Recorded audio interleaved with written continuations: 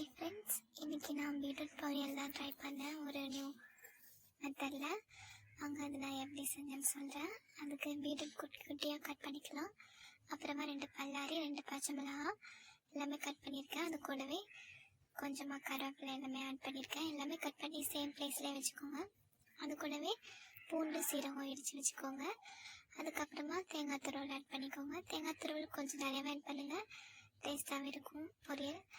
அதுக்கப்புறமா பேன் வச்சுட்டு கடுகு மட்டும் ஆட் பண்ணி பொரிஞ்சதுக்கப்புறமா கட் பண்ணி வச்சுருக்கோம் இல்லையா, அது எல்லாமே அப்படி மொத்தமாகவே சேர்த்துக்கலாம்.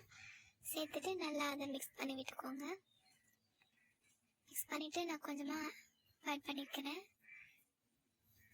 ஆட் பண்ணிவிட்டு நல்லா மிக்ஸ் பண்ணிவிட்டு ஒரு மூடி போட்டுறேன். கரெக்டாக 15 மினிட்ஸ் குக் பண்ணுங்கள். அதுக்கப்புறம் பார்த்திங்கன்னா அந்த ஸ்மெல்லும் நல்லாயிருக்கும். ஃப்ளேவர் சூப்பராகவே வந்திருக்கு, டேஸ்ட்டாகவே இருக்குது. பீட்ரூட் பிடிக்கல அப்படின்னு சொல்கிறவங்க கூட இதை விரும்பி சாப்பிடுவாங்க. நீங்களும் செஞ்சு பார்த்து எப்படி இருக்குன்னு கமெண்ட் பண்ணுங்கள்.